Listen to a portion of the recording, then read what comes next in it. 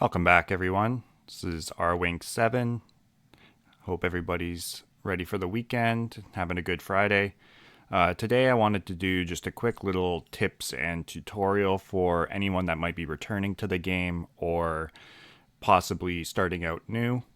So I'll try to keep this brief, and more specific to some of the tips, revolving some of the more intricate components within the game. So the first thing I want to talk about is the attacking and defending, and which NFTs are they related to. So for attacking, you would want to go to your weapons, and you'll see it filter based on, at least the default filter will be based on the highest level one. So your mobster duffel bags, those are going to be for your kingpin, as well as these rogue data pads. Then you also have, so your second one, which is your drone concealment matrix and your Gatling gun. This is to boost your aerial bombardment. Then we've got your pixel jammer and we've got your virus capsule. Those are going to boost your malware maelstrom. And then we've got your bandit sidearm. So this is your core or weapon, and then you've got your elite weapon, which is the time bombs. Those are going to boost your Savannah Bandit attack. And then the last one that boosts your Veil of Venom, you've got your Venom Vial, as well as your Smoke Grenade Launcher. Okay, so these ones are fairly cheap. The elites for the Smoke Grenade Launchers, as well as the time bombs, you can find them for fairly inexpensive. Most of the core weapons do seem to be expensive. But they are worth trying to pick up at least one or two of them. Now, when it comes to defending, you've got your armor. So again, just like your default setting, or at least that's what mine is, we're looking at the photon barrier one first. So we've got the prosperity canister, which is your core armor, and then we've got your elite, which is your power generator. Now for defending against the aerial bombardment, you'll be using the Leo defense. So you've got your turret sightline system as well as your EMP shells. So those will help boost your turrets.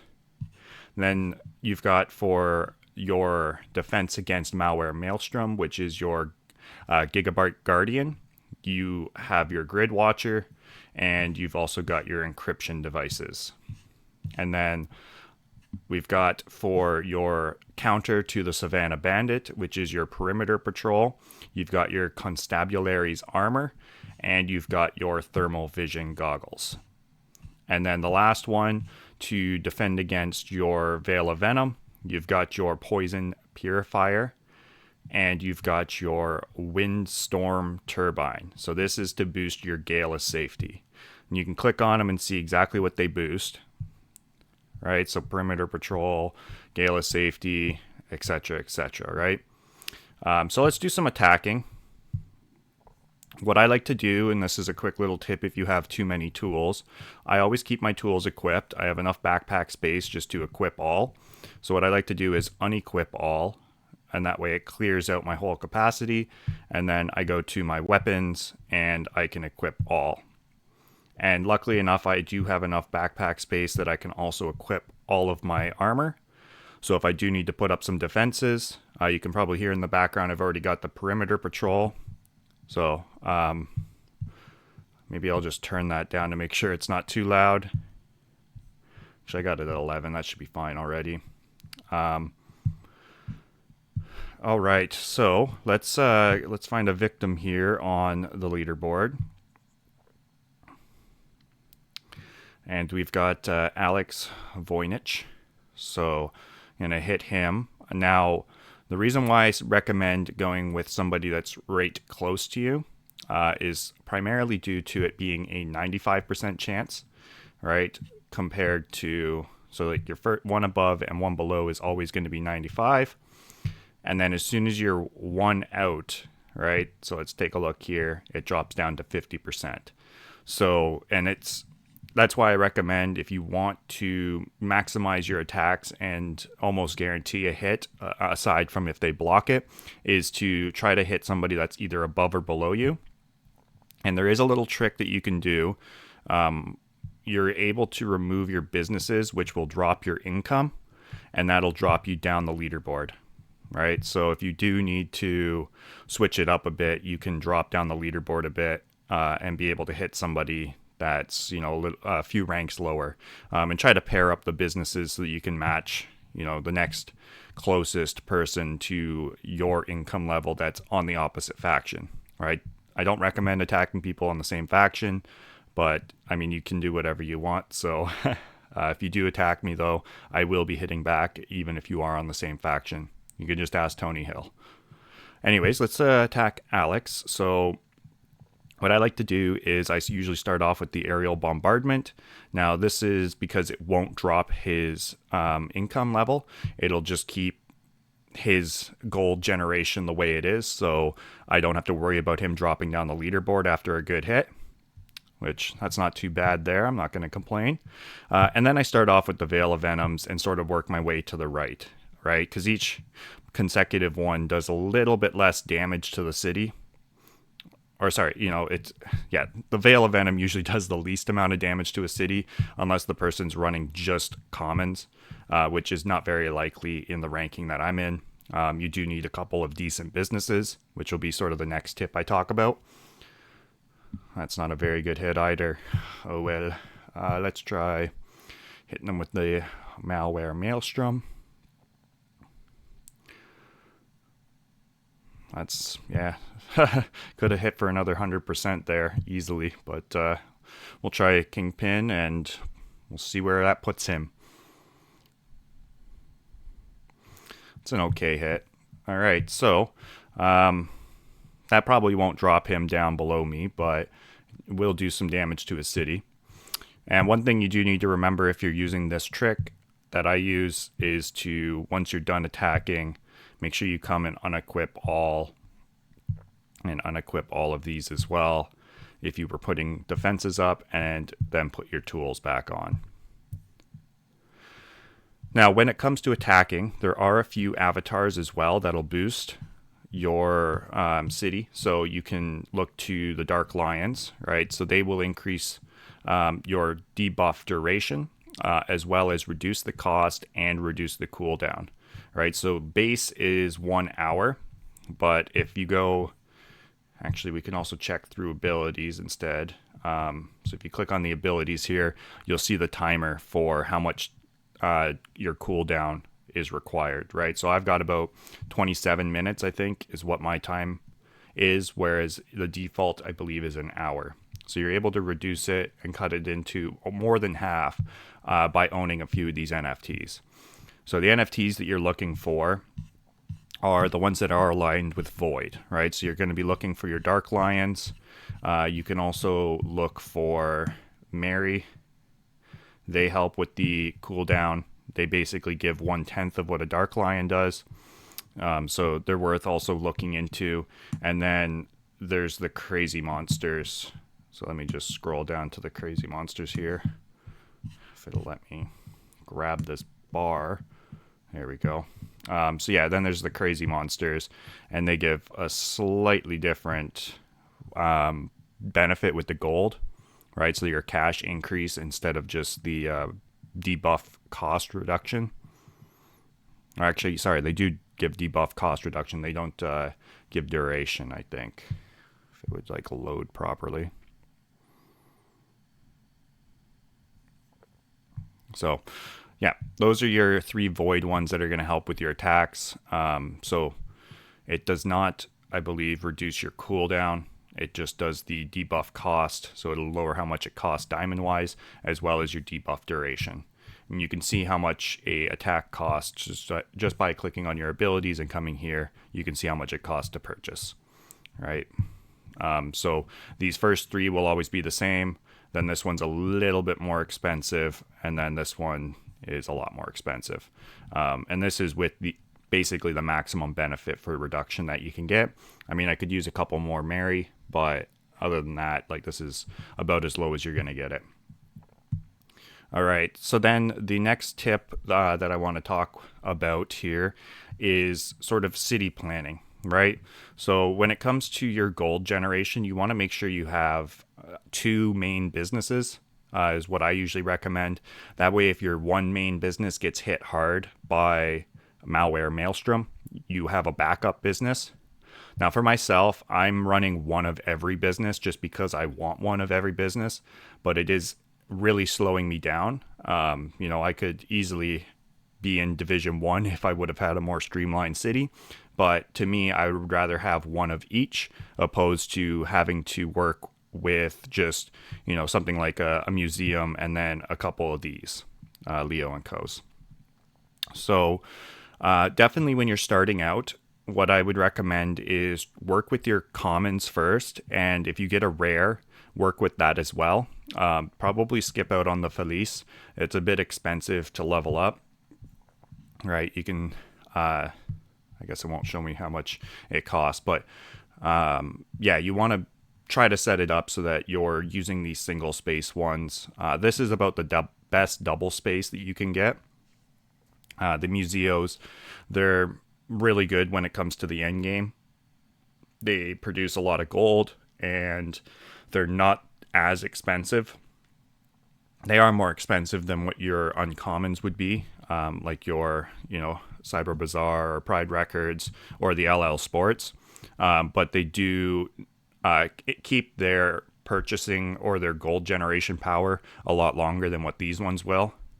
So like if you took a look here, 22, and this is a high quality one versus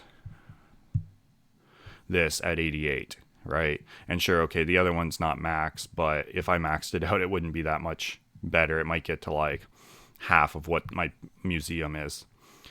So when it does come to planning out your city too, one thing I do recommend as well is keeping a couple of businesses on deck, right? So when you're working on your prestige requirements, most of them are going to be, cool cats, gyms, maybe a couple diners here and there. What I like to do as well, and you can see based on this, I do need to introduce another business into my city. I need 77 at 220 to be able to continue to prestige. And normally, if you don't have any businesses on deck ready to go, you're going to be bringing one up from a really low prestige level, and that's going to eat a lot of diamonds. Whereas if you do keep one, which I've got this guy right ready to go, I can easily just level him up, and then I'm ready to continue prestiging, right? So it doesn't take as long as it, normally would. I'm going to mute this just to make sure it's not overdoing my voice here. So this is one of the recommendations I definitely try to keep, and it works well too when it comes to competition. You want to make sure you have one of these prestige requirement businesses on deck, ready to, a couple prestiges lower than what your current prestige is. That way, when it does come time to introduce another one, like I said, you're not bringing one up from 0 all the way to 200, because that's a long chore, and it's going to eat up your diamonds. Sure, it will slow you down a little bit in the long run because you're going to be building up these businesses when you could technically be putting it into your city, but it just works to have a couple of these on deck. And I'll show you in a second here once I get this up to my prestige. So we are at 220, but I will show you here as well that on my second land, or this next land, so this one's completed now, I do have a bunch ready to go, right? So I've got 10 205s, right? So now that I'm at 220, I'll probably, once I hit 221, I'll spend some time bringing all of these up to 220. That way, when I do need to introduce another business into my city, it's basically ready to go, right? It'll be 4, maybe 5 prestiges lower than what my current prestige is, but it's a lot easier to bring a business up like that than it is to, have to deal with something like this. Like if I started a level 2 or like a prestige 2, right? Like it's going to take me forever to bring that up unless you use this max button. And I do try to avoid using the max button because it takes 5% extra diamonds. All right. And then I guess one last little tip is when it comes to your mansion, one thing I do recommend, and I guess we can just hop into the mansion real quick. I like to be generating what the piece of furniture cost per second, right? So right now I'm at 5.15 BR. My next furniture that I would be placing is going to be CJ. And I do recommend placing all of them, right? At least right now, there's no diminishing returns on the experience. So place, all of the motorcycles, all of, everything one at a time, right? Opposed to, trying to actually decorate. And that will be the best way to maximize your level. But for myself right now, I am waiting until I am at, I believe it's CJ. So once I am generating, one CJ or two CJ, then I'll come in and I'll start doing some of this furniture. I might even wait until I'm at like 10 CJ to make sure I can pretty much buy anything, because it takes you a little bit longer than a second to place. So when I'm at those levels, I know I could just sit in the mansion and just pound it all out and not have to worry about it. I can just keep placing, because my gold will be generating at the required purchasing level, right? Whereas if you are a few levels below, then you're waiting on your gold to generate. I would rather see my number continuing to climb while I'm placing furniture rather than having to wait on my gold to generate, especially because chances are you do not need the level requirement to continue prestiging. So, leveling at this rank, you're only going to be placing furniture just to get more blueprints and fill out the mansion. Whereas, even when you're into like level 20, right, you might hit spots where it's like, oh, I need to go in and start placing furniture again to continue prestiging, right? Because they do have a requirement. If we flip back to the city, there is a requirement of level on your avatar. I don't think, it's not going to show now, but you'll see they once they cap out, I believe it's 100, level 1 avatar level 100.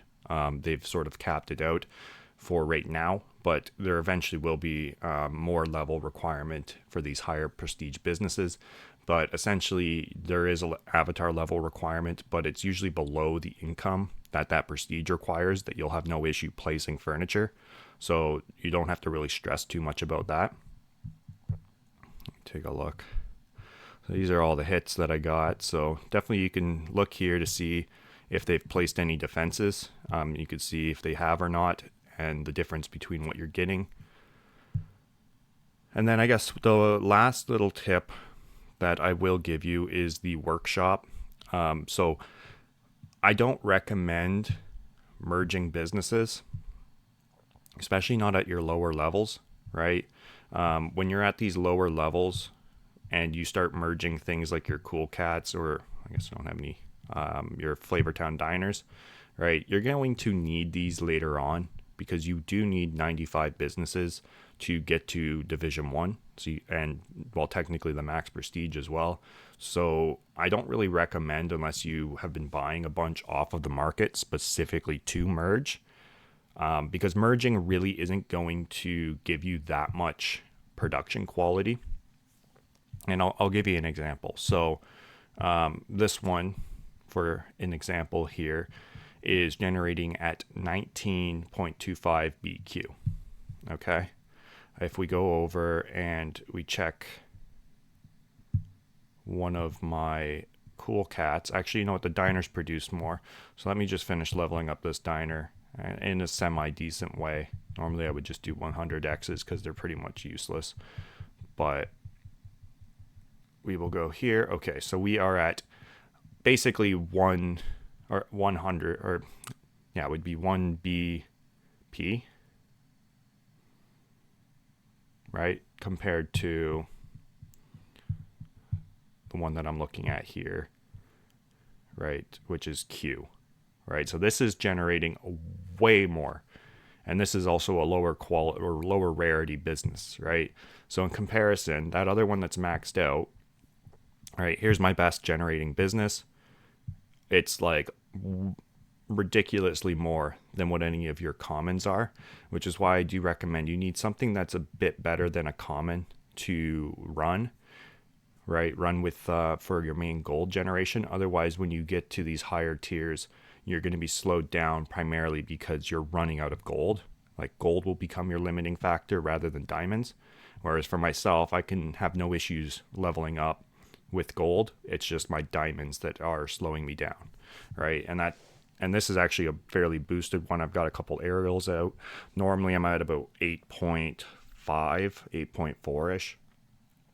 So yeah, it's slow, right? When you're running this many big businesses. So anyways, back to the merging. Why I'm not recommending merging unless you want to have a high quality common business is because it doesn't really add that much value, and you're going to need those commons for the long run, right? Like I said, you need 95 businesses, so having these merges to try to increase the quality isn't really going to do much, just like I showed before, right? So this is 19 BQ, and if we go to that diner, which usually is higher, we're basically just at 1 BP, right? So we have all of BP to go, and then we're into BQ. So this is generating significantly lower. Oh, I accidentally leveled it up. That's why. Let me just, that's probably why it's so low. I didn't realize I accidentally spamming the 10x. I accidentally prestiged it. So I'll show you even here, like we'll gently level this up and it still won't be anywhere near, and it's a whole prestige higher than what that other Leo and Co is, and it still won't really be generating at anything significant to really boost my city. And you'll notice up here in the top corner, sure it is on a third land, but like it's still plus. It just, yeah, it doesn't do anything at all for your city really when it comes to gold generation. You're really looking towards your rares, your epics, and if you're lucky enough to have a legendary or two, those are going to be your gold generation, right? So here we are, we're at 271 BP, and my best business for rare is still at BQ, right? And that's a whole, I guess, like that's basically 2 prestiges higher, right? I would have to prestige my diner 2 more times to even really be generating at this type of level. So that's why I don't really recommend it. All merging is going to do is just give you a higher end roll, right? So when you do finally upgrade, right, what it's doing here is it's going to take your top end roll and increase it, right? So you still can roll badly on the bottom end, but it's going to give you an opportunity to also get a lot higher roll on the top end. But to me, I don't think it's really worth it, especially for your commons, unless you want one specifically high common. Just to show off, really. I always term it as a vanity project, opposed to something that's really beneficial in the long run for normal mode. Now, saying that, it is fairly advantageous in the start of a competition, because if you do get a high quality business that is common, those could end up with a really high roll and potentially be outperforming some of your rares. I don't think they would really outperform an epic unless it's like significantly higher. But yeah, that's essentially the only real benefit to quality is on the competitions. So if you're interested in increasing quality, definitely look into it. It's fun to play around with it in normal mode, but it's not going to do you a significant benefit until you get to into competition, and then you'll see it play a good factor in the early days, until you get into the later days where the decay of the businesses start to take effect, and you'll see that the commons start to dive off quick, whereas your rares, even the uncommons, will still hold fairly good until about prestige 70, 80, and then they sort of start to dip off. But it's just one thing you need to keep in your mind as you're playing through, right? And definitely be checking out the playbook. The playbook's got a lot of this information in it, so read through the game parameters. That's going to be a very key tab that you need to be looking into. Other than that, I mean, yeah, just keep trying to climb the leaderboard, play, you know, play to your advantage here, and also be considering, trying to do some of these achievements, because this also will carry over, I believe, into competition, and also be purchasing your arids. Now, once you get to this point, I don't really recommend it. I kind of regret buying the last one, actually, because this is a lot of diamonds that I could have been using to continue to prestige my city. Instead, I bought a land, and if you want to check here, these are how you can look at what your lands generate. So if we scroll all the way down to the bottom here, you'll see my last arid basically does nothing.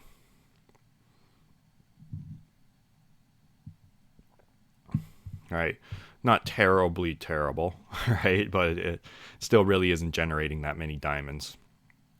They are helpful though at the start, right? You can get to about 3 million with just one land, and I believe it's 15 arids. And 15 is the cutoff. After 15, you need to start paying a little bit of vouchers. So I don't recommend, once you hit having to pay vouchers, I don't think they're worth it, at least not right now. Now, that could change in the future with the Fractured Fates coming out, but ultimately, I don't believe that it's the most advantageous to spend any of those vouchers and diamonds on the ones that cost vouchers. So that's number 16, number 17, and onward. And then the last little thing I want to talk about quickly is the market. So how to sort of judge the market. My recommendation is, so you'll see businesses listed, it defaults to your auction. Now, if you want to see if something's a good deal or a bad deal, what I like to do is I'll flip over to the actual market. And now these are businesses that made it through the auction, the 24-hour auction, and nobody bid on them because nobody wanted to buy it. Right, so you could see the Panthera stations, nobody wants to buy them at 5K. So if you go to auction and you see something like the Panthera under 5K, right, like you could bid this up to 4 and it might make sense, and then the other person wouldn't bid it up to 5 because they could just go buy it on the auction or on the market, opposed to, dealing with the auction. And that being said, so you can see here, they're all like 3 hours, 14 minutes. Anytime a bid comes through, it automatically sets it back to a 4-hour timer, right? And so you have to wait that entire 4 hours. Even if it's like the last 30 minutes and somebody bids, it's going to reset it to 4 hours. So it's good and bad, I guess. It allows people to see what's going on in the auction a lot more. But I also find that it's a little bit too long of a duration. I'm hoping that this changes when it comes to competitive mode, because 4 hours is a long time to wait to get a business, especially in the start where people are purchasing blueprints for quite high prices. Having to wait 4 hours to get your blueprints or get a really good business, I guess it is going to encourage max bidding. So if somebody really wants it, they're just going to say, this is what I'm paying for it, and hopefully nobody outbids them. But if they do get outbid, it's going to be kind of frustrating at the very end, right? With like 2 minutes left, somebody bids on it. Now it's back to 4 hours. But I mean, I guess then that's the other person that just placed that bid that has to wait those 4 hours. And then the other tabs here, so you can select businesses you want to sell. So if you've got some businesses that you're willing to place, you can see all of the listed items that you have. And then there's also your market history. So this is pretty nice to be able to like scroll through and see what you purchased stuff for and at what prestige. So this was a pretty good deal for myself. Got lucky here. So same with this one. This was a good purchase, I think. I'm planning on hopefully merging it with my current quality 3 one day. We'll see. But yeah, that's essentially what I got for you guys today. Just build the city you like. That's my biggest recommendation, and everybody needs to make the decision of whether they want to chase leaderboard rank or if they just want a nice looking city. For myself, I'm catering my play style more to developing a city with variety, right? I've got one of every business going, with some decent qualities. Like I've got a quality 6 LL Sports, quality 5 Pride Records. I've got a quality 4 Cyber Bazaar, and some quality threes for the banks and my main motors, which is, with the nut treehouse skin on it. So you can find that under here, but you do need a Monks on the Run NFT to place that.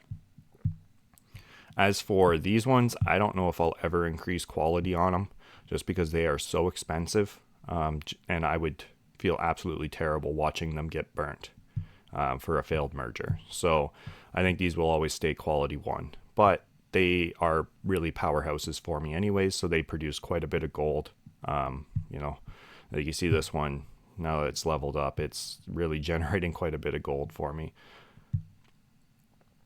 And then, Felice. I guess the little final last tip I'll leave for you is I don't recommend running more than one business of the same type unless they're something like this, right? The Leo and Co's, they're pretty good. And same with the resorts. These resorts, you can run multiple of them because they'll be good when you want to get into Division 1, or even Division 2. That's a long ways away though. But these will help out. They're good gold generators for the first 150 prestiges. Then they sort of dip off, and you want to make sure you're pulling up something like a museum, or if you want to eat the diamond cost, you can pull up one of these bigger businesses. But for me, I'm not planning on it. This is going to be my front runner. I'm going to probably try to get it to quality 3 or quality 4. If I get lucky with the blueprints, we'll see. And then I'll also be pulling up 1 or 2 of these and a couple of the resorts. And those will be my gold generators once I'm in Division 1. And they'll also be a little bit cheaper than, pulling up something like this LL Sports or a Pride Records or even a bank, right? So, yeah, I guess a little bit more long-winded than I anticipated. Hopefully you guys found it all right. Let me know also how the audio is. I did purchase myself a dedicated mic, so hopefully the microphone is picking up my voice a little bit better than the computer microphone. So yeah, give me some feedback on how clear my voice is. I'll be playing around with the settings a little bit, trying to get things figured out and understand how to get it, I guess, as crisp and clear as possible. But other than that, good luck in the mint if I don't have another video out before then. That is coming up in about a week. We're looking at, actually, I guess, what are we looking at here? 5 days. So, hopefully everybody can get in and do some minting, and hopefully we all get some good luck. Again, it's not going to be revealed until May 12th. So I personally will not be selling anything, likely at all, unless I get a lot of duplicates and sort of luck out and maybe want to sell a few things. But again, I'm going to have to wait and see how the diamond generation is going to be impacted from the Fracture Fate lands to really make the decision as to what I'm going to sell and maybe purchase some off the secondary market. But I'm definitely not going to be selling any before reveal, because the last thing I want to do is sell one of my businesses and it turns out to be a mythic or the primordial, and then I'm just going to sit there and be like, cool, I sold it for peanuts on the dollar. So for me, I'm just going to be holding everything. Anyways, I appreciate you guys tuning in. Hit me with any feedback down below, or any recommendations that you want for videos. I could try to make some content for you guys. Other than that, enjoy your weekend, and hopefully we'll see you guys all in queue come mint day. Best of luck, and yeah, we'll catch you in the next one. Thanks for watching.